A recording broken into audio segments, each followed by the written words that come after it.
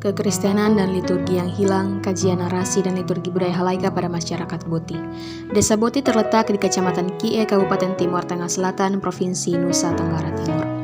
Suku Boti merupakan keturunan asli Pulau Timur atau Taino Meto yang masih menganut agama asli di Pulau Timur, yaitu Halaika, yang mempercayai Wisnino sebagai penguasa langit, Wispa sebagai penguasa bumi, dan Wisoe sebagai penguasa air.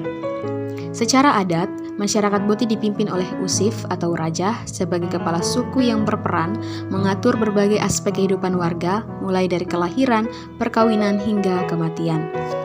Masyarakat Boti juga terbagi menjadi Boti dalam yang masih menganut kepercayaan Halaika dan Boti luar yang memeluk kepercayaan Kristen Protestan atau agama lainnya dan telah mengikuti kemajuan ilmu pengetahuan dan teknologi.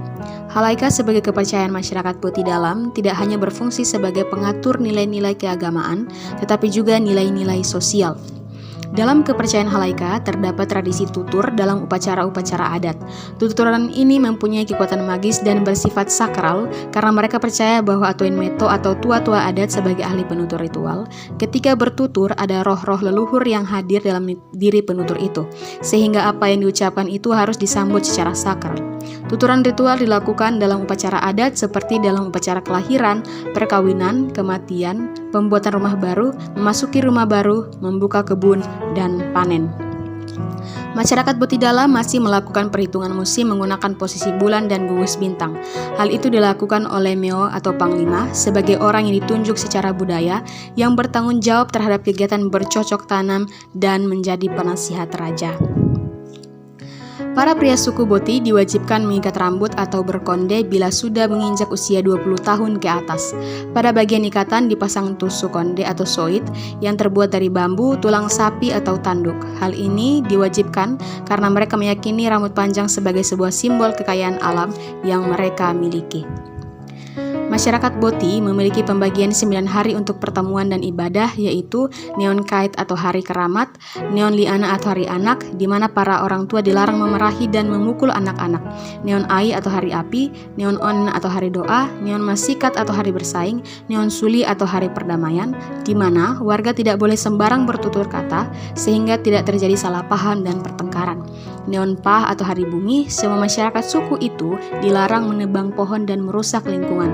Neon Besi atau hari besi logam, dan Neon Senasat atau hari perhentian di mana warga tidak boleh melakukan segala aktivitas untuk sejenak berdoa.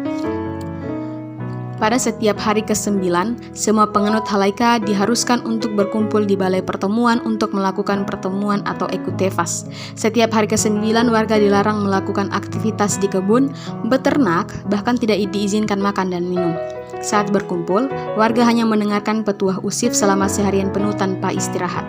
Usif memberi nasihat dan mengingatkan pengikutnya untuk menjadi penganut Halaika yang rendah hati, beretika, bekerja keras, dan tidak melakukan kejahatan. Pertemuan kekristenan dengan agama asli justru terlihat dari fenomena Boti dalam dengan Boti luar di desa Boti.